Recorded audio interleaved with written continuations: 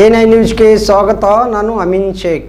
ಹಿಡ್ಕಲ್ ಜಲಾಶಯದಲ್ಲಿ ಮನರಂಜಿಸಿದ ಜನಪದ ಕಲಾ ಸಂಭ್ರಮ ಕಾರ್ಯಕ್ರಮವನ್ನು ಸಂಕೇಶ್ವರದ ಅಕ್ಕ ಮಹಾದೇವಿ ಕಲಾ ಸಾಹಿತ್ಯ ಮತ್ತು ಸಾಂಸ್ಕೃತಿಕ ಸಂಘದ ಸಂಘಟಕರಾದ ಸುರೇಶ್ ಮಂಜರ್ಗಿ ಹಾಗೂ ಸುಜಾತಾ ಮಂಜರ್ಗಿ ಅವರು ಆಯೋಜಿಸಿದರು. ಕಾರ್ಯಕ್ರಮದಲ್ಲಿ ಹಿಡ್ಕಲ್ ಜಲಾಶಯದ ಮುಖ್ಯೋಪಾಧ್ಯಾಯರಾದ ಹನುಮಂತರಾವ್ ನಾಗಪ್ಪಗೋಳ್, ನಿವೃತ್ತ ಶಿಕ್ಷಕ ಬಿಎಸ್ ಮಾನೆ, ಜಯಶ್ರೀ ಮುತ್ತಿಕೊಪ್ಪ, ಹಿರಿಯ ಸಾಹಿತಿಗಳಾದ ಸದಾಶಿವ ಸಜ್ಜನ್, ಎಸ್ಎಂ ಶಿರೂರ್, ಪ್ರಕಾಶ್ ಹೊಸ್ಮನಿ, ಬಸವರಾಜ್ ಕಡಕಬಾವಿ ಹಾಗೂ ಶಿಕ್ಷಕರಾದ ಎವೈ ಸೋನ್ಯಾಗೋಳ್, ಕಸ್ತೂರಿ ಚೌಗಲ, ಜಯಶ್ರೀ ಹಿರೇಮಠ, ವಿವಿಧ ಗ್ರಾಮಗಳಿಂದ ಆಗಮಿಸಿದ ಜನಪದ ಕಲಾವಿದರು ಜನಪದ ಗೀತೆ, ಹಂತಿಪದ, ತತ್ವಪದ, ರಾಧಾಕೃಷ್ಣ ಆಟ, ಸಂಗ್ಯಾಬಾಳೆ ನಾಟಕಗಳನ್ನು ಪ್ರದರ್ಶನ ಮಾಡಿದರು. ಸರ್ಕಾರಿ ಶಾಲೆಗಳ ಮಕ್ಕಳು ಸಹ ಶಿಕ್ಷಕರು ಸಂದರ್ಭದಲ್ಲಿ ಉಪಸ್ಥಿತರಿದ್ದರು. ವರದಿ ನಿರಂಜನ್ ಶಿರೂರ್, ಹುಕ್ಕೇರಿ.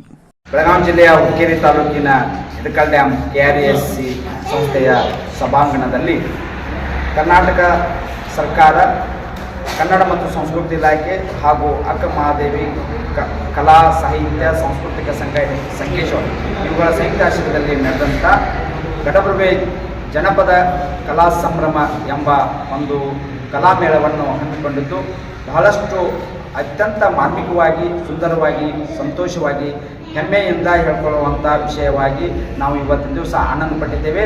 ಎಲ್ಲ ಕಲಾವಿದರು ತಮ್ಮ ತಮ್ಮ ಕಲೆಯನ್ನು ಚೆನ್ನಾಗಿ ಮಾಡಿದ್ದಾರೆ ಮತ್ತು ಇಂಥ ಕಲೆಗಳನ್ನು ಉಳಿಸುವಲ್ಲಿ ಕರ್ನಾಟಕ ಸರ್ಕಾರದ ಎಲ್ಲ ಜನಪ್ರತಿನಿಧಿಗಳು, ಸಂಘ ಸಂಸ್ಥೆಗಳು, ಕಲಾ ಸಂಘ ಸಂಸ್ಥೆಗಳು ನಾವು ಎಲ್ಲ ಶ್ರಮ ಪಡಬೇಕಾಗ್ತದೆ. ಆದ್ದರಿಂದ ನಾವೆಲ್ಲರೂ ಇವತ್ತಿನ ದಿವಸ ಈ ಒಂದು ಕಲೆಯನ್ನು ಉಳಿಸಲಿಕ್ಕೆ, ಬೆಳೆಸಲಿಕ್ಕೆ ಶ್ರಮ ಪಡೋಣ ಅಂತ ಹೇಳುತ್ತಾ ನಾನು ಮಾತನಾಡ್ತೀನಿ. ಜೈ ಹಿಂದ್, ಜೈ ಕನ್ನಡ. ಜಾನಪದ ಉತ್ಸವ ತುಂಬ ರೀತಿಯಾಗಿ ನಡೆದಿದ್ದು ಹಿಡಕಲ್ ಡ್ಯಾಮಿನ ಕೆಆರ್ಇ ಸಂಸ್ಥೆಯಲ್ಲಿ ಬೆಳಗಾವಿ ಜಿಲ್ಲೆಯ ಒಟ್ಟು ಕಲಾವಿದರನ್ನು ಕರೆಸಿ ಜಾನಪದ ಪ್ರಾತ್ಯಕ್ಷಿಕೆ ಹಾಗೂ ಜಾನಪದ ನೃತ್ಯ, ಪಾರಿಜಾತ, ಶ್ರೀಕೃಷ್ಣ ಪಾರಿಜಾತ, ಇದು ಅನಾದಿ ಕಾಲದಿಂದ ಬಂದಿರತಕ್ಕಂಥ ಪಾರಂಪರಿಕ ಸಂಸ್ಥೆಯ ಒಂದು ವಿಶೇಷವಾದ ಜಾನಪದ ಸಂಸ್ಥೆ.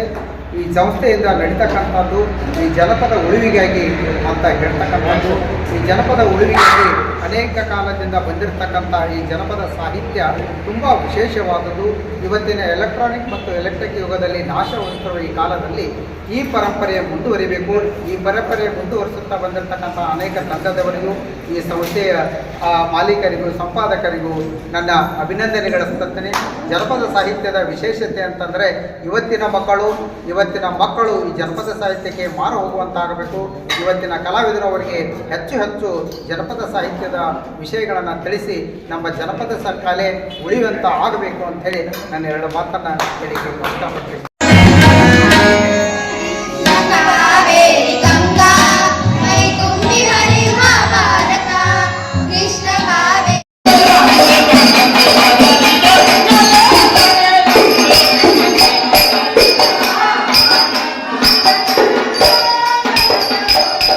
ಸಂಯುಕ್ತ ಆಶ್ರಮದಲ್ಲಿ ಘಟಪ್ರಭೆಯ ಜಾನಪದ ಕಲಾ ಸಂಭ್ರಮ ಇವತ್ತು ಜರುಗ್ತಾ ಇದೆ.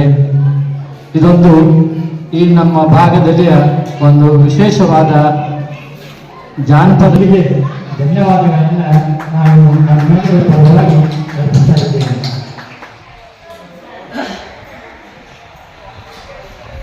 ಜಾನಪದ ವಿವಿಧ ಹಂತಗಳಲ್ಲಿ ಮನುಷ್ಯ ಹುಟ್ಟಿನಿಂದ ಸಾಯುವವರೆಗೆ ಅನೇಕ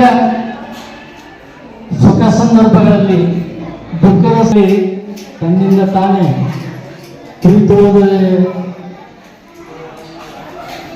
ತಿರುತೋದೆ ರಚಿಸುವಂತಹ ತನಗೆ ತಾನು ಒಕ್ಕಲತನ ಮಾಡಿ ರಾಶಿ ಮಾಡುವಾಗ ಹಂತಿ ಪದಗಳನ್ನು